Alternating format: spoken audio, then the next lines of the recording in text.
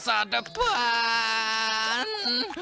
Masa depan. Assalamualaikum warahmatullahi wabarakatuh. Kita ketemu lagi di cerita inspiratif Sengkala. Kita tahu bahwa perubahan iklim sedang menyerang bumi, perubahan yang dipahami sebagai sesuatu yang buruk untuk kehidupan manusia.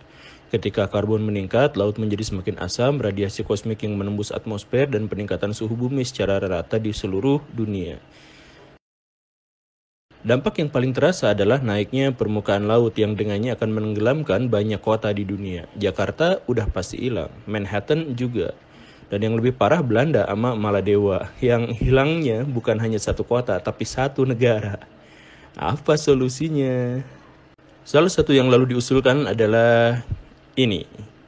Ini adalah Lilypad, a prototype of auto-social city. Kota ini dirancang oleh Vincent Cabolet ya untuk mengatasi masalah lingkungan dan kepadatan penduduk di masa depan. Coba lihat desainnya. Pinggirannya itu adalah gedung dan pemukiman manusia. Jalan meliuk-liuk mengelilinginya. Lalu ada hutan lengkap dengan semua hewan-hewannya. Kebun dan sawah artifisial. Sedangkan di tengahnya itu, yang tengah itu ada danau yang masuk kedalamannya sampai ke bawah permukaan laut.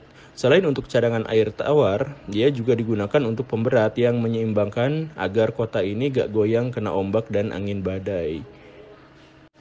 Kota ini akan dipenuhi oleh energi alam, dari mulai cahaya matahari, arus air, bahkan angin, semuanya dijadikan pembangkit listrik yang lebih dari cukup untuk menghidupi seluruh kehidupan di kota.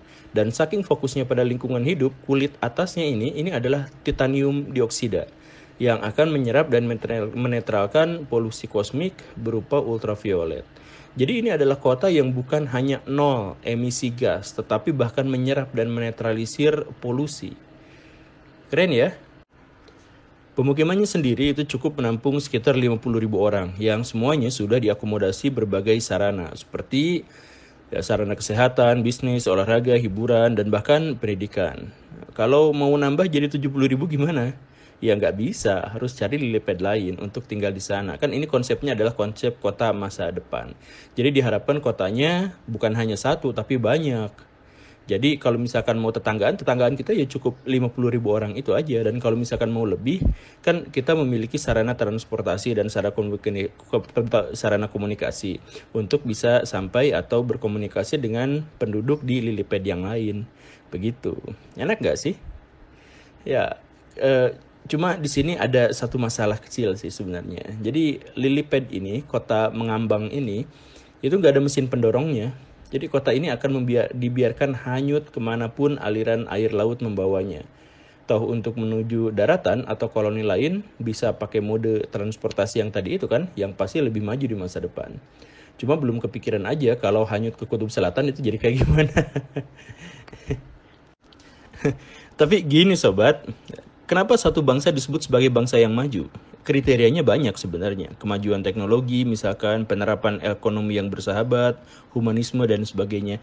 Tetapi secara harfiah, maju itu kan berarti bergerak ke depan. Dan sebelum bergerak ke depan, maka kita harus berpikir untuk bergerak ke depan. Poinnya di situ. Masyarakat maju itu karakteristiknya adalah dia suka mengantisipasi masa depan, berpikir dengan orientasi masa depan. Walaupun teknologi atau idenya baru akan terwujud nanti, sesudah dia misalkan meninggal, tetap dia tidak mengendurkan upayanya untuk mengantisipasi masa depan. Dia nggak masalah jika tidak sempat menikmatinya, dia juga nggak ragu seandainya di masa depan idenya nggak terpakai. Yang paling penting dia berpikir dan berorientasi tentang masa depan. Termasuk kota ini yang oleh pembuatnya sendiri dipersiapkan untuk tahun 2100 yang menunjukkan bahwa si pembuatnya yakin bahwa dia tidak akan bisa menikmatinya, tetapi dia tetap membuatnya. Mengingat teknologi zaman sekarang belum memadai, dia ikhlas saja, tetapi dia yakin di masa depan kotanya akan digunakan karena teknologinya sudah memadai. Orang maju menggunakan pengalaman dan cerita masa lalu untuk melakukan hal yang terbaik di masa kini agar dia bisa menuai hasilnya di masa depan, agar dia bisa memperbaiki sesuatu di masa depan. Sedangkan orang barbar adalah orang yang berpikir tentang kehidupan masa lalu, berorientasi pada masa lalu, leha-leha di zaman sekarang karena terlena oleh masa lalu dan menganggap masa depan sebagai halusinasi. Semoga menjadi cambuk bagi kita untuk bisa hidup lebih baik. Oke, itu saja ya. Semoga bermanfaat. Terima kasih. Assalamualaikum warahmatullahi wabarakatuh.